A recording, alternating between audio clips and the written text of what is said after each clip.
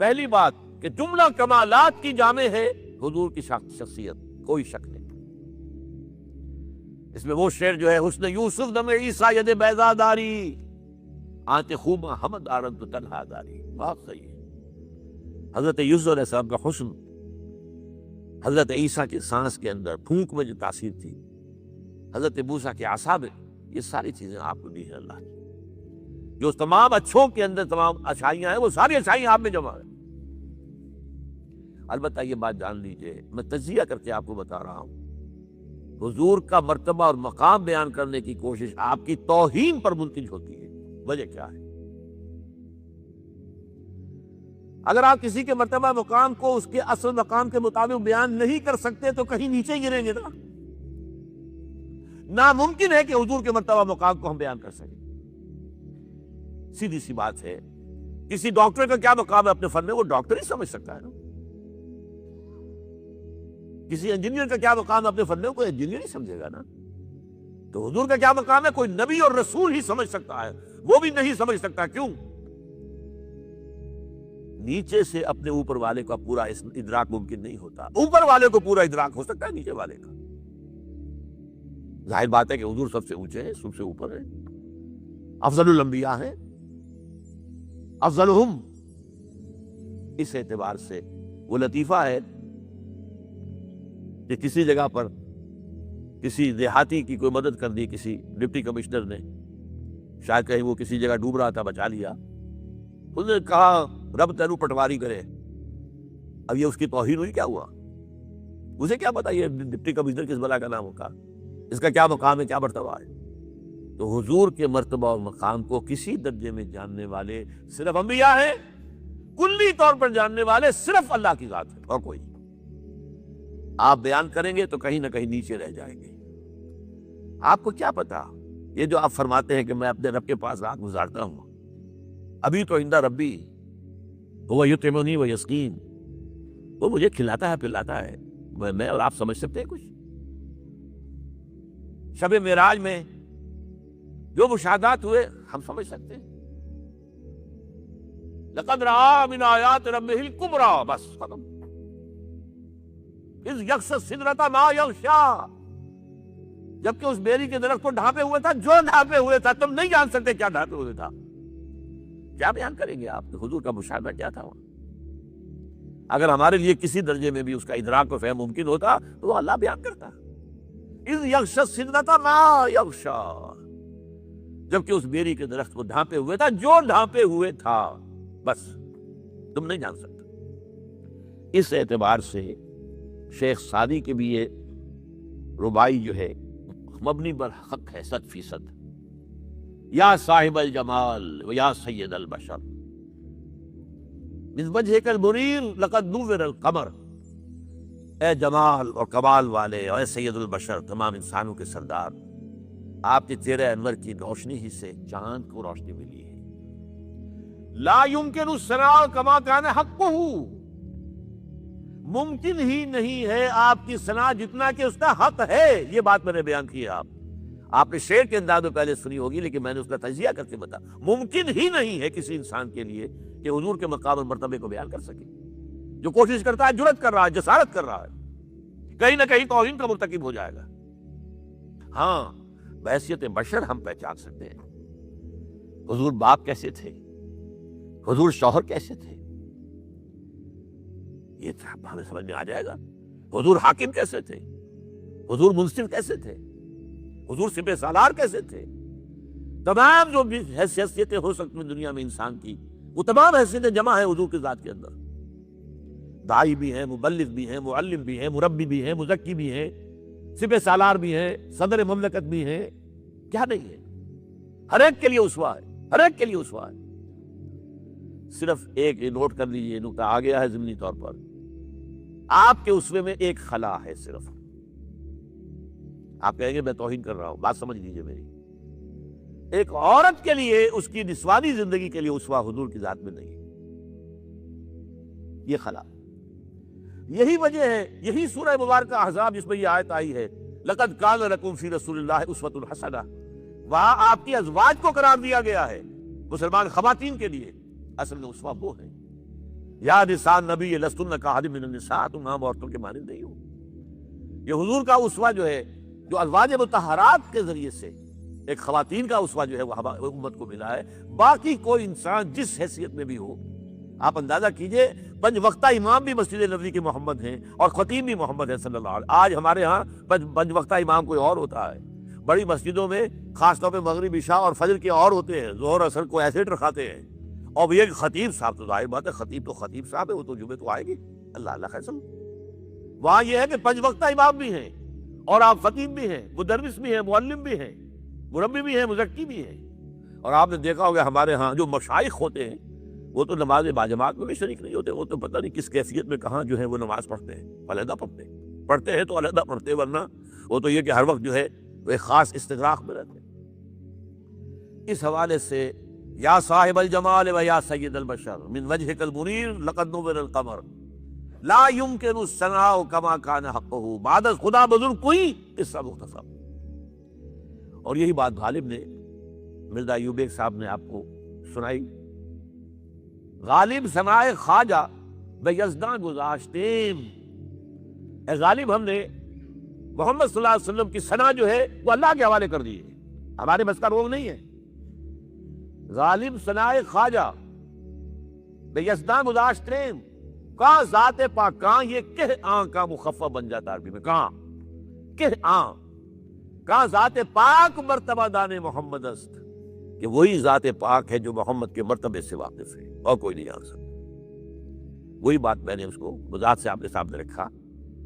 اب ذرا وہ جو میں نے بتایا کہ تمام محاسن جو ہے آپ کی ذات میں جمع ہے، اس کا پیرل ایک فقرہ اور سن لیجئے۔ حضور فرماتے ہیں کہ تمام انبیاء اور رسول کو جو تکلیفیں جھیلنی پڑی ہیں میں نے تنہا وہ سب جھیلی، ان کا کہیں ذکر نہیں ہوتا، بدقسمتی سے کہیں ذکر نہیں ہوتا، کہیں ذکر نہیں۔ مبادہ کہیں ہمارے دل میں بھی ایک خیال پیدا ہو جائے کہ اتباع کرنا چاہیے، جس راستے پر حضور چلے تھے اللہ ہمیں بھی چلنے کی توفیق عطا فرما۔ وہ چیز وہ سیرت کا وہ حصہ تو آتا ہی نہیں۔ دیکھیے حوصلہ شکنی ابتدائی بات بتا رہا ہوں، حکم ہوا فاصدع بما تؤمر، بلکہ پہلے انذر عشیرتک الاقربین، بنو ہاشم کو جمع کیا، کھانا کھلایا، کھڑے ہوئے دعوت پیش کرنے کے لیے، ہوٹنگ کی گئی، شور مچایا گیا، چلے گئے، نہیں سنی بات۔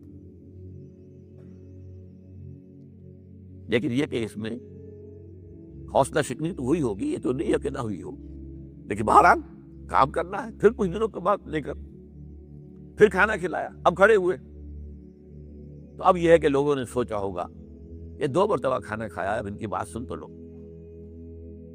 جب آپ نے اپنی دعوت پیش کی ہے تو پورے مجمع میں سے ایک کھڑا ہوتا ہے، بچہ 10-11 سال کا بچہ، علی، دبلی پتلی ٹانگوں والا اور آنکھیں دکھتی ہوئی، یہ بچپن سے کوئی ٹراکوما جسے کہتے ہیں وہ غالباً حضرت علی کا مستقل مرض تھا۔ اب وہ کھڑا ہو کر کہتا ہے کہ اگرچہ میں سب سے چھوٹا ہوں، اگرچہ میری ٹانگیں پتلی ہیں، اگرچہ میری آنکھیں، تو میں آپ کا ساتھ دوں گا۔ پورا مجمع کھلکھلا کر ہنس پڑتا ہے، دیکھو یہ دنیا کی تقدیر بدلنے چلے ہیں، اور یہ ان کا ساتھی ہے، سپورٹر۔ کیسی بددلی۔ اس کے بعد حکم ہوتا ہے فاصدع بما تؤمر، کھڑے ہو جائیے، اب ڈنکے کی چوٹ، اب اعلان کہیے۔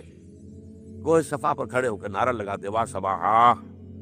یہ وہاں کا رواج تھا کہ اگر کسی کو معلوم ہو کہ کوئی قبیلہ رات کو حملہ کرنے والا ہے تو اپنی قوم کو خبردار کیسے کرے؟ نہ لاؤڈ سپیکر ہے، نہ کوئی اور ذریعہ ہے، تو وہ کسی اونچے مقام پر کھڑا ہو جاتا تھا اور ننگا ہو جاتا تھا، نذیر عریاں کہتے تھے اسے، ڈرانے والا برہنہ انسان۔ تو جہاں تک آواز گئی وہاں صباحا، ہائے وہ صبح جو آنے والی ہے، غارت گری والی سن صبح۔ اور جنہوں نے دیکھ لیا لنگا کھڑا ہے، وہ لنگا نذیر، دوڑ کے لوگ آئے، حضور کھڑے ہوئے، ظاہر بات ہے اس میں ہمارا یہ سبق ہے، تمام جدید طریقے دعوت دین، تبلیغ دین کے استعمال کریں، جو حرام ہو نہ ہو اس میں سے بات ختم، وہ کاٹ دو۔ آپ اریاں نہیں ہو سکتے تھے لیکن بلندی پر کھڑے ہو گئے، نعرہ وہی لگایا وا صباحا۔ لوگ آئے ہیں، جمع ہوئے، آپ نے دعوت پیش کی ہے۔ میں بتا رہا ہوں کہ ایسا نہیں ہوا تھا کہ بس آپ نے دعوت دی اور لوگ جو ہے جو ادھر جو آ گئے اور آپ نے دعا کی اور پورے کے پورے جو ہے وہ قبیلے، یہ نہیں ہوا۔ بڑی سخت مشقت، بڑی سخت محنت، ہر قدم کے اوپر جو ہے بددلی بھی ہے، حوصلہ شکنی بھی ہے، کردار کشی ہو رہی ہے. معلوم ہوتا ہے کوئی سایہ ہو گیا, انہیں کوئی مجنون ہو گئے, یہ جن آ گیا ہے, یا شاعر ہے, شعر سیکھ لیا ہے, صاحب ہو گئے ہیں, کہیں سے شہر سیکھ کر آ گئے ہیں, جادو سیکھ لیا ہے, جادوگر ہیں, جھوٹے ہیں, کذاب کذاب. قرآن مجید میں ساحر کذاب, وہی جو صادق کہتے تھے وہ اب کذاب کہہ رہے ہیں, دھوکے باز. ایک اجمی غلام کو اپنے گھر کے اندر ایک کوٹری میں بند کر رکھا ہے, اس سے ڈکٹیشن لیتے ہیں, ڈکٹیشن لے کر, اور پھر آ کر ہم پر دوس جماتے ہیں کہ یہ وہی آئی. یہ سب سنتے تھے آپ, سب سنتے تھے. اور یہ نہ سمجھیے کہ دل محسوس نہیں کرتا تھا, آپ کو دکھ نہیں ہوتا تھا, یہ نہیں, پتھر کا دل نہیں تھا. قرآن مجید کی گواہی ہے, وَلَقَدْ نَعْلَمُ أَنَّكَ يَضِيقُ صَدْرُكَ بِمَا يَقُولُونَ. اے نبی, ہمیں خوب معلوم ہے کہ جو کچھ یہ کہتے ہیں ان سے آپ کا سینہ بھیجتا ہے, لیکن برداشت کرنا پڑے گا, برداشت کیجیے. وَاصْبِرْ عَلَىٰ مَا يَقُولُونَ وَاهْجُرْهُمْ هَجْرًا جَمِيلًا. جو کچھ یہ کہہ رہے ہیں اس سے برداشت کیجیے, برداشت کیجیے. ذاتی ایذا, دو واقعے جو ہے, ایک مرتبہ حضور نماز پڑھ رہے ہیں خانہ کعبہ کے سامنے, ابو جہل آتا ہے, ایک چادر کو بل دے کر رسی بنا کر گردن کے اندر پھندا ڈال کر کھینچتا ہے یہاں تک کہ آنکھیں ابل لگیں. ایک اور موقع پر آپ سجدے میں ہیں, ابو جہل کہتا ہے بھائی فلاں جگہ پر اونٹ ذبح ہوا تھا, اس کی اوجری کوئی لے کے آئے. اس کی اوجری جب کہ آپ سجدے میں گئے ہیں گردن پر شانے پر رکھ دی گئی, آپ سر نہیں اٹھا پا رہے. حضرت فاطمہ رضی اللہ عنہا روتی ہوئی آئی, انہوں نے وہ موجی اٹھائی. یہ سب کی اجلی, یہ مصیبتیں برداشت کی. اسی لیے تو آتا ہے فصبر فصبر فصبر فصبر وما صبرک الا باللہ فصبر کما صبر اولو العزم من الرسل. اب ہم صبر کرو جیسے کہ ہمارے اولو العزم پیغمبر صبر کرتے رہے. فصبر لحکم ربک ولا تکن کصاحب الحوت اذ نادى وهو مکظوم. اپنے رب کے فیصلے کا انتظار کرو اور صبر کرو, وہ مچھلی والے کے مانند نہ ہو جانا, یونس کی طرح علیہ الصلوۃ والسلام, جو جلدی اپنی قوم کو چھوڑ کے چلے گئے تھے اللہ کی اجازت کے بغیر. صبر صبر صبر. اور یہی صبر کی تلقین حضور کر رہے ہیں اپنے صحابہ کو. دیکھیے یہ بھی ایذا ہے حضور کے لیے, آپ کے جانثاروں پر جو پہاڑ توڑے جا رہے ہیں, ویسی سختی آپ پر نہیں ہو سکتی تھی, آپ بنو ہاشم کے فرد تھے. وہ تو 2 مرتبہ جو وہ جسارت کرنی, وہ بھی حیرت ہوتی ہے مجھے کیسے کر لی, ورنہ قبائلی زندگی کے اندر تو یہ چیزیں جو ہے بڑی حساس ہوتی ہیں. ہاں غلام تھے بیچارے, یا نوجوان تھے, نوجوانوں پر بزرگوں کو خود ہی حق حاصل ہوتا ہے جو چاہے کرے, اور غلام تو ملکیت ہوتا ہے, زندہ ذبح کر دے تو بھی کوئی پوچھنے والا نہیں. تو جو بیت رہی تھی بلال پر, ابو فقی پر, زنیرہ پر, جو ان پر بیت رہی تھی, جو خباب پر بیت رہی تھی, جس طرح ہلاک کیا گیا ہے حضرت سمیہ کو, حضرت یاسر کو, یہ ساری تکلیفیں انہیں بھی تھی. لیکن کیا اس کا یہ بالواسطہ ایذا محمد کے لیے نہیں تھا صلی اللہ علیہ وسلم, آپ کے ساتھی, آپ کے جانثار. لیکن آپ ان سے بھی کیا کہیں, فصبروا فصبروا فصبروا. جب ابو جہل بدترین ٹارچر کر رہا تھا حضرت سمیہ اور حضرت یاسر کو رضی اللہ تعالیٰ عنہما, آپ کے علم میں ہے کیسے ایسے ٹارچر کیے. جوان بیٹے کو باندھ دیا ایک ستون کے ساتھ, اس کی نگاہوں کے سامنے برہدر کیا ہے ماں کو.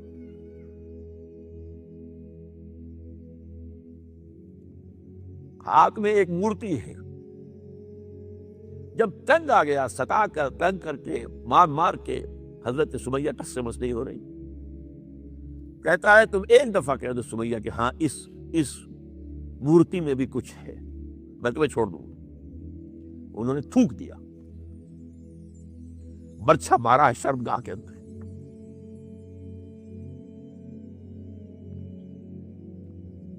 کتنی تکلیف ہوتی ہوگی ان کو, لیکن آپ گزر رہے. اصبروا یا آل یاسر فإن موعدکم الجنہ. اے یاسر کے گھر والوں صبر کرو, تمہارے استقبال کی تیاریاں ہو رہی ہیں جنت.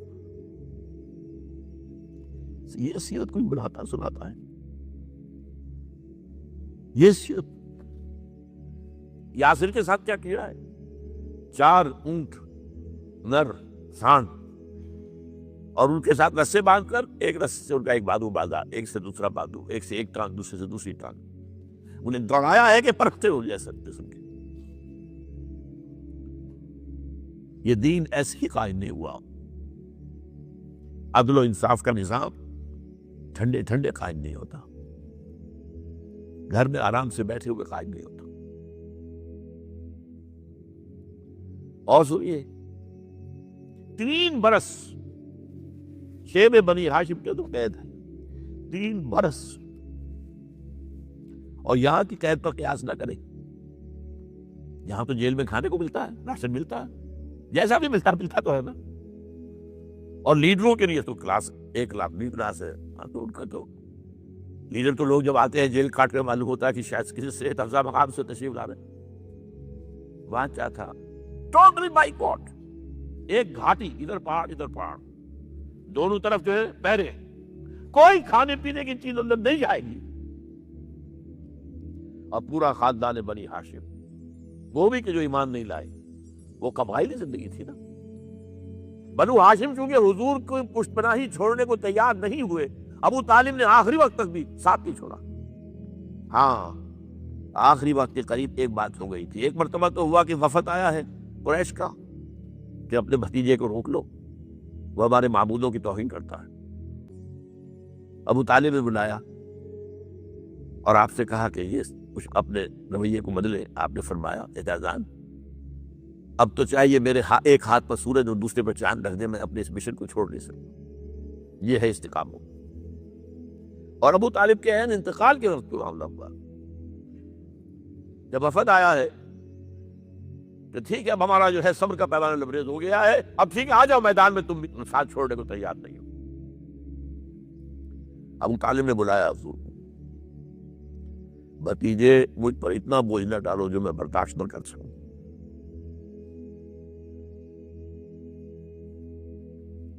حضور کی آنکھوں میں آنسو آ گئے۔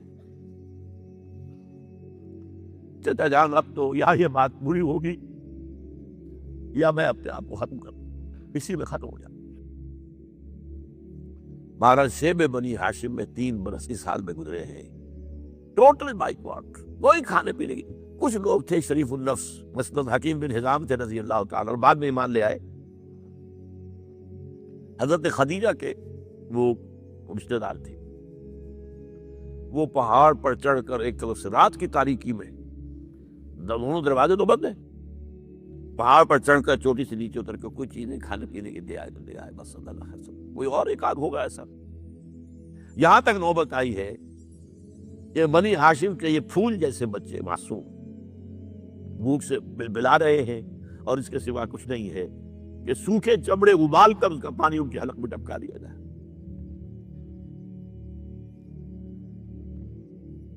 اور جو ہوا وادی طائف میں، جب مکے والوں نے فیصلہ کر لیا قتل کر دو، ابو طالب بھی فوت ہو چکے ہیں، اب کوئی اندیشہ نہیں، کوئی خانہ جنگی شروع نہیں ہوگی،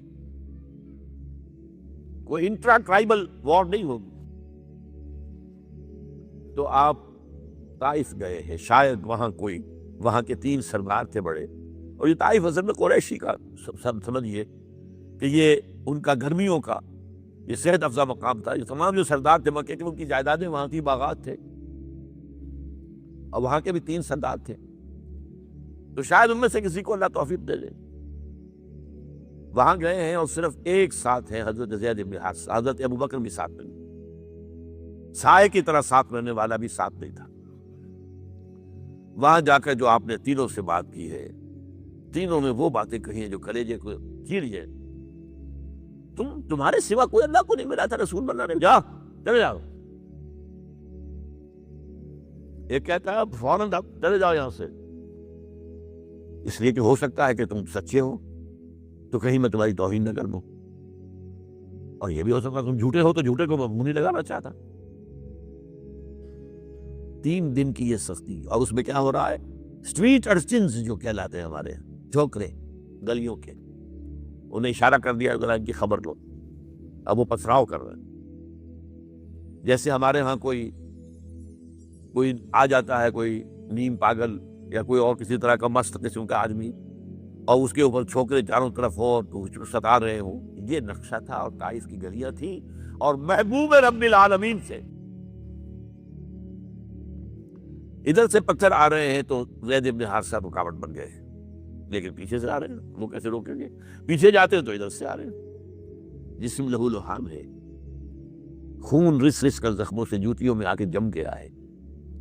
پھر وہاں سے آپ نکل کر گئے ہیں ایک باغ میں، تھوڑی سی پناہ کی ہے تھوڑی دیر کے لیے، جوتے بڑی مشکل سے اترے ہیں، خون جمع ہوا، اور وہ جو پھر دعا نکلی ہے آپ کے کلیجے کو چیر جانے والی ہے. اللہم الیک اشکو فقوتی وقلت حیلتی وحوانی علی الناس. اے اللہ تیری جناب میں فریاد لے کر آیا ہوں اپنی قوت کی کمی کا، اپنے وسائی کی کمی کا، اور لوگوں میں جو رسوائی ہو رہی ہے. الا من تکلنی الا بعید یتجہمنی او الا عدو ملکت امری. مجھے کس کے حوالہ کر دیا؟ مجھے دشمن کے حوالے کر دیا جو چاہے میرے ساتھ کر دے. فریاد ہے کہ نہیں؟ بڑی زوردار فریاد ہے، بڑی زوردار. لیکن پھر مقام عبدیت کا ظہور ہوتا ہے. ان لم یکن علی غضبک فلا ابالی. اے اللہ اگر تو ناراض نہیں ہے، مجھے اندیشہ یہ ہو گیا کہ کہیں تو ناراض تو نہیں ہو گیا، کہیں تو نے میرا ساتھ تو نہیں چھوڑ دیا. اگر تو ناراض نہیں تو مجھے کوئی پرواہ نہیں، جو ہو سو سر تسلیم خواہ جو مزاج یار میرا. واپس آئے ہیں تو مکے میں داخل نہیں ہو سکتے تھے، وہاں تو قتل کا فیصلہ ہو چکا. باہر ہی آپ نے دینا لگایا، زید بن حارثہ کو بھیجا فلاں شخص کے پاس جاؤ، کہ تم اگر امان میں لے لو محمد کو تو محمد آ جائے. انہوں نے کہا تو میری یہ پوزیشن نہیں ہے، میں قریش کے مقابلے میں امان نہیں دے سکتا. دوسرے کے پاس بھیجا، اس نے بھی کچھ ایسے جواب دے دیا. تیسرے کے پاس جب گئے حضرت زید مطعم بن عدی، اس نے کہا ٹھیک ہے میں امان دیتا ہوں محمد کو، وہ آ جائے مکے میں. حضور سے آگے کہا، اس نے فرمایا نہیں، جا کر کہو آ کر لے کر جا. کیوں؟ کیا پتا اچانک جو ہے میرے داخل ہوتے ہی کوئی مجھ پر حملہ کرے، قتل کر. وہ تو یہ کہہ سکے کہ ابھی کیا پتا تھا کہ مطعم نے جو ہے امان دی ہے. I never knew it. اب یہ قبیلے کے اندر یہ ہوتا تھا کہ ایک نے امان دے دی، سب کی طرف سے امان.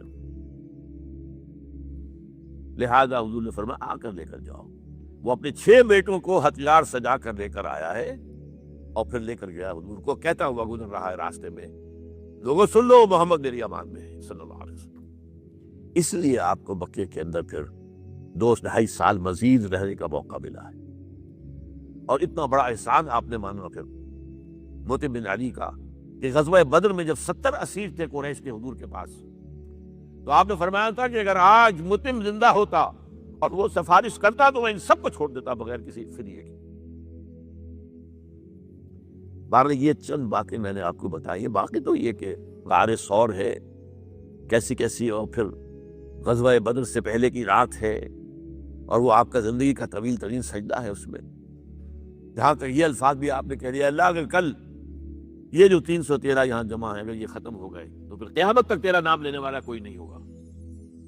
میں آخری رسول اور میری یہ 15 برس کی کمائی ہے. اس وقت کہا حضرت ابو بکر نے، وہ پہریدار کی حیثیت سے کھڑے تھے کہ حشمک حضور بس کیجئے بس کیجئے. بہرحال بدر ہے، احد ہے، زخمی ہوئے ہیں، دندان مبارک شہید ہوئے ہیں، خون اتنا بہا ہے کہ بے ہوش ہو گئے ہیں، اور خبر مل گئی ہے کہ آپ شہید ہو گئے.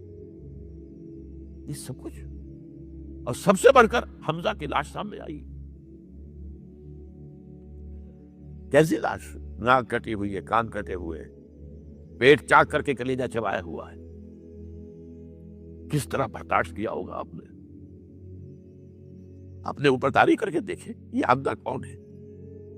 چچا ہے، دودھ شریک بھائی ہے، خالہ داد بھائی ہے، ساتھ کا چھولا ہوا ہمجولی ہے، اور اس کی لاش ہے. جو قلب اطہر پر بیت رہی تھی وہ مدینے میں آ کر ایک بڑا ماحول بدلا ہوا تھا. تب وہ بات سامنے آ گئی. جب آپ مدینے واپس تشریف لائے ہیں تو ظاہر بات ہے کہ زیادہ انصار کے لوگ تھے جو شہید ہوئے تھے. بدر میں مہاجرین تو ہر 4تھائی تھے نمبر کے اندر، 3/4 تو انصاری تھے. اسی طریقے سے احد کے اندر معاملہ ہے. تو مختلف گھروں سے عورتوں کے بین کرنے کی آوازیں آ رہی تھی، اس لیے کہ اس وقت تک بین کرنا حرام نہیں قرار دیا گیا تھا، ممنوع نہیں تھا۔ آوازیں سن کر حضور کی زبان مبارک سے نکل گیا، اما حمزہ تو فلا تواکی لہو، ہائے حمزہ کے لیے تو کوئی رونے والی بھی نہیں ہے۔ اس پر پھر صحابہ نے انصار نے اپنے ہاں کی خواتین کو حضرت صفیہ جہاں بھیجا، وہ سگی بہن تھی، وہاں انہوں نے جا کے بھی تعزیت کی بہن کی۔ غزوہ احزاب کا آپ نے سن ہی لیا، اسوہ رسول پر نہ معلوم کیا کیا باتیں لوگوں میں مشہور ہو گئی ہیں۔ اسوہ کے لفظ آیا کہاں ہے قرآن میں؟ سورہ احزاب میں۔ وہ اسوہ کیا تھا؟ جب خندق کھودنے کا فیصلہ ہوا ہے اور خندق کھود رہی ہے، حضور بھی لگے ہوئے ہیں، بھاری بھاری پتھر اٹھا کر کندھے پر لا کر باہر پھینک رہے ہیں، پتھریلی زمین تھی، ایک پتھر کسی سے ٹوٹا نہیں تھا، تو حضور نے جو ہے 3 دفعہ جو اس کے مطلب لگائی تب ٹوٹا ہے۔ لیکن یہ کہ کئی دن کے فاقے ہو چکے تھے، کھانے میں کچھ نہیں، پورا محاصرہ تھا، 12,000 کا لشکر گھیرے ہوئے، یہاں تک کہ آپ کو معلوم ہے کہ گھروں کے اندر بیت الخلا تو نہیں ہوتے، باہر جاتے تھے قضاء، اس کا کوئی امکان نہیں۔ شدید ترین آزمائش جو ہوئی ہے اس کا نتیجہ ایک طرف یہ نکلا کہ منافقین کا نفاق ان کی زبانوں پر آ گیا۔ قرآن مجید میں ہے یہ انہی آیات میں، ما وعدنا اللہ ورسولہ الا غرورا، ہمیں تو اللہ اور اس کے رسول نے دھوکہ دے کے بروا دیا۔ ہم سے کہا تھا کہ قیصر و کسریٰ کے خزانے تمہارے قدموں میں آئیں گے، اور حال یہ ہے کہ ہم رفع حاجت کے لیے باہر نہیں جا سکتے، کھانے کو کچھ نہیں۔ اس وقت کچھ صحابہ آئے ہیں حضور صلی اللہ علیہ وسلم سے، دیکھیے فاقے سے کمر دوہری ہوئی جا رہی ہے، ہم نے اپنے پیٹوں پر پتھر باندھے ہوئے، چادروں کے ساتھ پتھروں کسا ہوا ہے تاکہ کمر سیدھی رہے۔ حضور نے اپنا کرتا مبارک اٹھا کر دکھایا، 2 پتھر میں نے، یہ ہے اسوہ، یہ ہے آپ کی سنت، آپ کا اسوہ حسنہ۔ لیکن اس اسوہ حسنہ سے فائدہ کون اٹھا سکتا ہے؟ لقد کان لکم فی رسول اللہ اسوۃ حسنۃ لمن کان یرجو اللہ والیوم الآخر وذکر اللہ کثیرا۔ اسوہ تو اپنی جگہ ہے، قرآن میں ہدایت سب کے لیے، ھدی للناس، لیکن فائدہ اٹھائیں گے صرف متقین، ھدی للمتقین ہے سب کے لیے، اسوہ سب کے لیے ہے، لیکن استفادہ وہی کر سکے گا جو 3 شرطیں پوری کرے، اللہ اور یوم آخر پر ایمان اور اللہ کا ذکر کثرت کے ساتھ۔